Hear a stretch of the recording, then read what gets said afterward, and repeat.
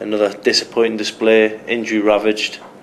Two more players limped off, and Michael Owen and Joey Barton conceded probably bad goals from a defensive point of view. Didn't create that much going forward, and only started playing when it seemed like it was too late. Throwing the fact that transfer deadline's fast approaching, doesn't look like we've got much money to spend. Peter Lovenkrands is the only guy who's come in, and he had 2 touches last night. One of them was to whack it out for a throw-in. It's pretty gloomy. But what's your take on it? Well, talking about the game first of all, I thought the first 20-25 minutes were pretty poor. I thought as the game went on, we seemed to gain a little bit more confidence, less nervous. Second half, I thought we did a lot better. There seemed to be a bit more spirit in the side. And bearing in mind it was a disruptive night with injuries. Michael Owen and Joey Barton, who I think, Michael Owen is obviously a key player, and I think Joey Barton was doing well last night until he got his injury. So, and then when we got the goal, it got us back in the game. But you're right, the goal we lost, the first one, I just think it's bad defending.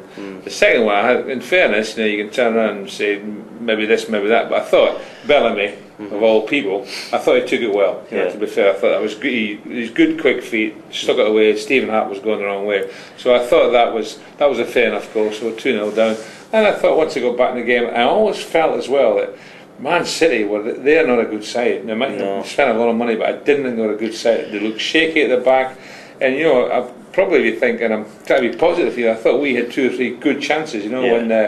When Duff got in once and he just couldn't get the cross in properly, and I thought the second half was better. At least there was a bit of spirit in the side, whereas before, first 20 minutes we were just disorganised. Okay, Joe's got injuries. I thought Colaccini, my thinking always on that is that you always play your best players in his best position. However, I've got to say I thought Bassong and Taylor did well last night, and I thought Colaccini did okay in the middle. I didn't know what to expect from him, but I thought he did okay. He was, especially when they were going through a sticky spell, I thought he was getting more of the ball and he was accepting responsibility more than anybody else. But overall, at the end of the night, you can say is whatever you like. Injuries, it's getting worse. 3 points gone, at least certainly, and no points last night, and we're down there, and it has been a crisis for a while, and it's getting worse by the week, and I have to say, I am concerned. Even Joe said a relegation battle. Well, I think we've all known that for some time, and lack of quality players and lacking depth. So it is, you've got there the headline. It's a crisis. I think nobody can dispute that. Yeah, I mean.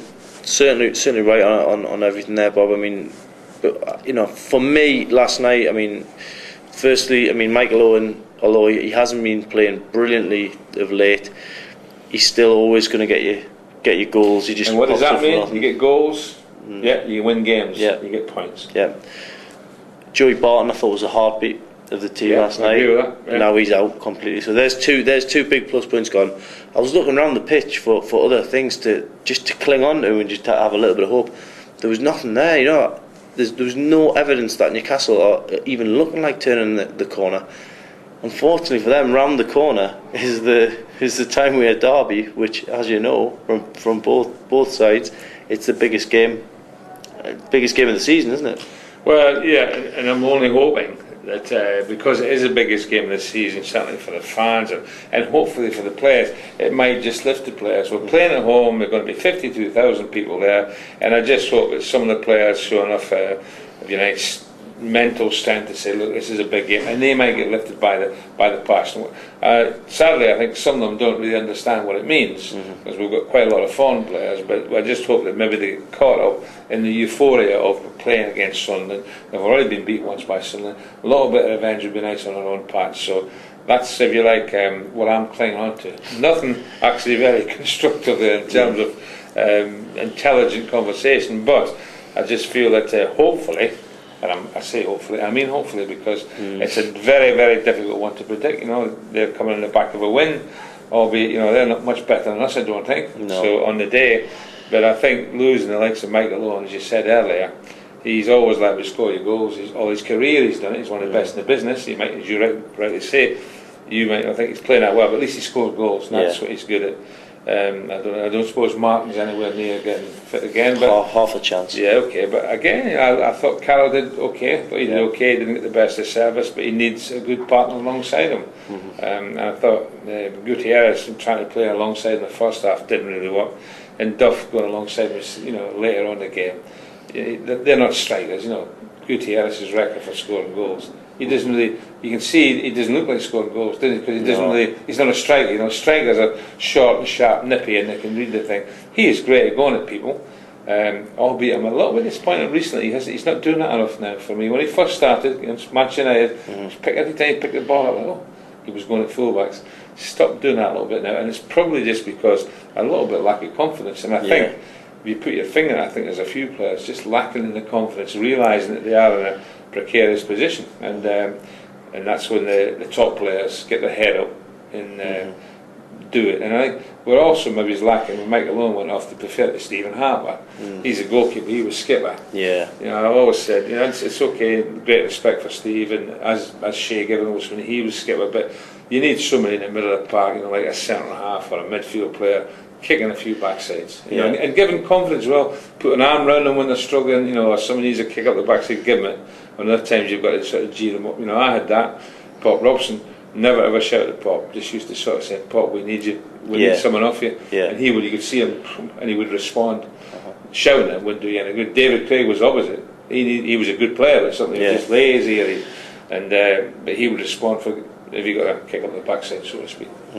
So, I mean, it just leaves Newcastle in a precarious position, I think, as well. The one thing that's actually keeping them out of the relegation zone is other results. That there's teams that are worse out there. I mean, Sunday, for me, regardless of what the team goes out, they've got to get 3 points just to put that a tiny little bit of breathing space between them and the bottom teams.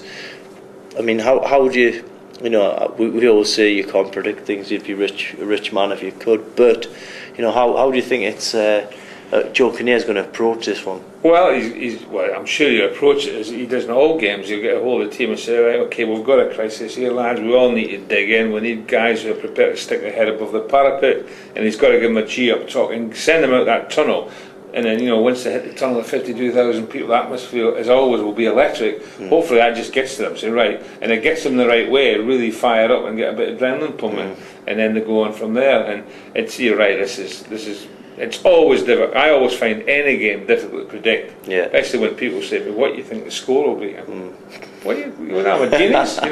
Nobody knows that, and anybody who pretends to know, they know the score, but it's a nonsense, isn't it? Otherwise, there'd be no bookies, would there? No. So even to predict who's going to win is difficult on Sunday. And I'm looking at it now, thinking, well, bearing in mind everything that's happened, I wouldn't complain if we got a point. Let's put it that way. I'd love, obviously, you say we need 3, but one, bear in mind everything that's happened with injuries. I think 1 point I wouldn't say no to. That's for sure. And finally, I mean, one prediction that we can make is that the Newcastle United faithful, 52,000, will be right behind their team all the way through, won't they? Just like they were last night. That's just the one thing the one thing that's consistent about Newcastle. There's a lot of things inconsistent, but the one thing that's consistent about Newcastle United is the fans. They are, without a doubt, the best set of fans probably in Britain. I'd go with that. Let's hope they can be the 12th man on Sunday.